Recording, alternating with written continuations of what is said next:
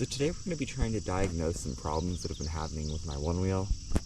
So what's been happening is if it goes over certain bumps, it'll start beeping and it'll give me an error that tells me that the battery is either hot or too cold, which I know is not actually true because it'll happen like anytime during a ride. As soon as I leave the house, it did that today. As soon as I left, it went off. I went off maybe 4 times just getting to this spot, and I'm like a mile away. So we're gonna see if we can figure out what part is causing it and if we can fix it.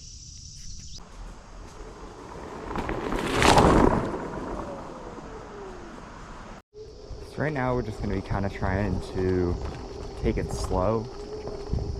See if we can get the air to go off. Already.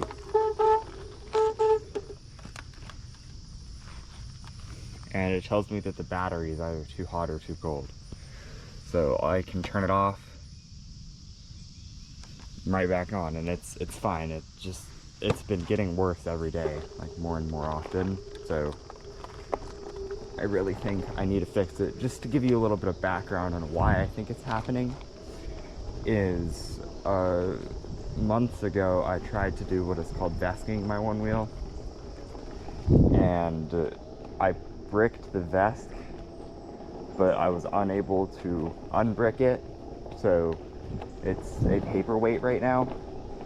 And I just put my Onewheel back together how it was originally, and I think I did not fully plug in one of the cables on the wiring harness, and that's the reason why little bumps make it go off.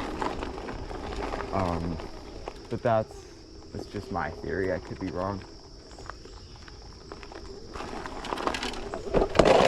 Oh, whoops.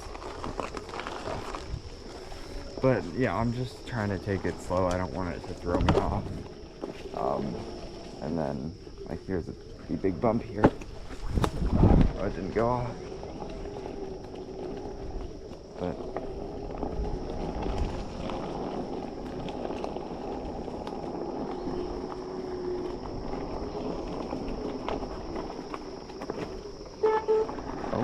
there we go again.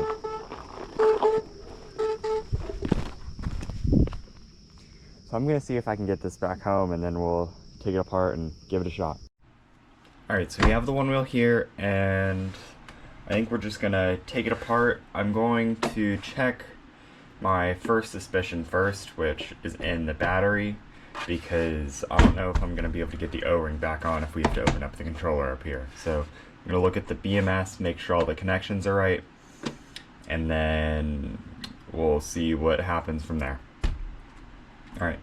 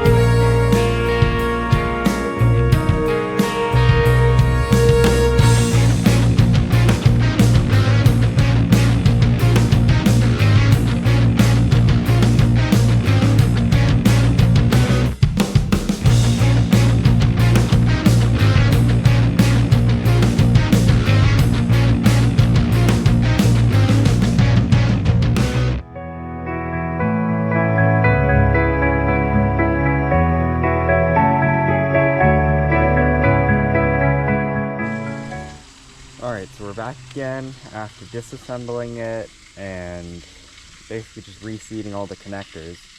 So we're gonna do some light trail riding and see if that fixed it. So.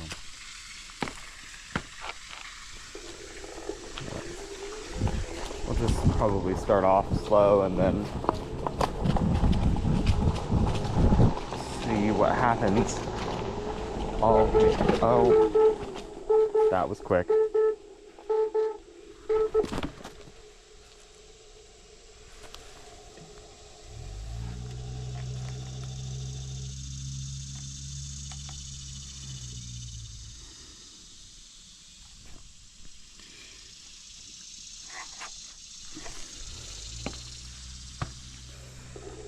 Since reseating it didn't do anything, I have a feeling that something is damaged. I don't know if it's the controller or the BMS or just the wiring harness. It could be any of them, really. My board is way out of warranty, and even so, I had opened it to try and desk it once the warranty ran out a long time ago, so. Jeez.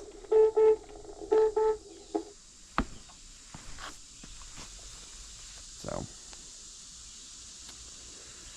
don't really know what to do.